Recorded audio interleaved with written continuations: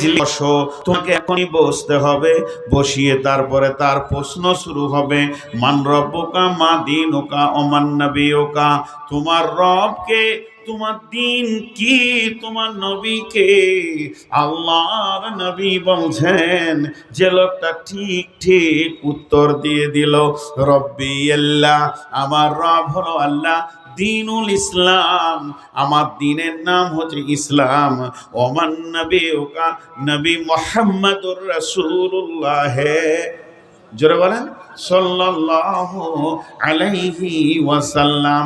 এই উত্তরটা যখনই দিয়ে দেয়, ভালো করে শুনবেন, এই উত্তরটা যখনই দিয়ে দিল, এই উত্তরটা যখনই দিয়ে দিল, আল্লাহ নবী বলছেন ওই লোকটার জন্যে জাহান্নামের দরজাকে খুলে দেওয়া হয়। আগুনে আপসের মধ্যে ছিঁড়াছিঁড়ি করছে, লড়ালড়ি করছে, এই অবস্থাটা ওকে দেখানো হয়। ওই লোকটাকে বলা হয় আল্লাহর গোলাম, একবার জাহান্নামকে নজর দিয়ে তুই দেখেলে জাহান্নামের আগুন কত কঠিন, জাহান্নাম কত কঠিন। ও দেখতে থাকে, দেখতে দেখতে ওকে বলা হয়, শুনেলে ওই ঠিকানাটা বড় জঘন্য জায়গা রে আল্লাহর গোলাম, তোকে আল্লাহ দয়া করেছে, মাফ করেছে, রহম করেছে, চিরদিনের জন্য ওই জায়গা থেকে মুক্তি দান করেছে, তুই জান্নাতের মেহমান হয়ে যাবি। যে লোকটা উত্তর দিতে পারে না, সে বলে হা আলা আদেরি, হায় আফসোস, আমি কিছুই জানি না। এই কথা যে বলবে, তার জন্য জান্নাতের রহমতের দরজাটা খুলে দিয়ে বলা হবে, হতভাগা বদনসিবী রে, একবার দেখলে সুখের জায়গা কাকে বলে, কিন্তু ধৃষ্টতার কারণে, তগুতি করার কারণে, বেঈমানি করার কারণে তোর রব তোকে ওই জায়গা থেকে বঞ্চিত করেছে রে। রবের সঙ্গে ধৃষ্টতা করেছিস। কবর এমন একটি জায়গা যে সুলঙ্গ পথে আপনার আমার জীবনের চেকা পাল্লা করে নেবেন এবং বলে দেবে ওই জায়গা থেকে তোকে আল্লাহ তাবারাক ওয়া তাআলা বহিষ্কার করেছে, এখন চিরদিনের জাহান্নাম তোকে ভোগ করতে হবে।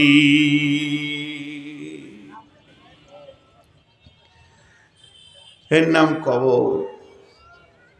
দুটি হাদিস বললাম, কিন্তু জানেন আমরা কবরকে ভুলে বসে আছি, মনেই নাই।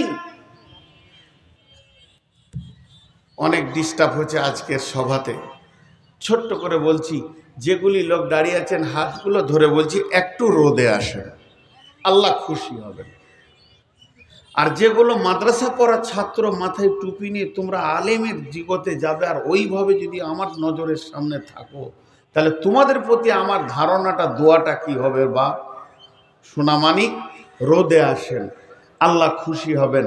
আল্লাহকে খুশি করার জন্যে আপনারা রোদে আসেন, আল্লাহকে খুশি করার জন্য।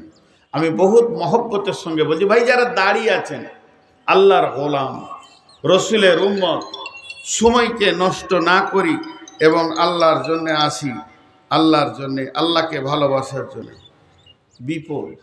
বিপদের ফোন, হ্যাঁ বলো। সালাম, ডবল দিনে চলছে,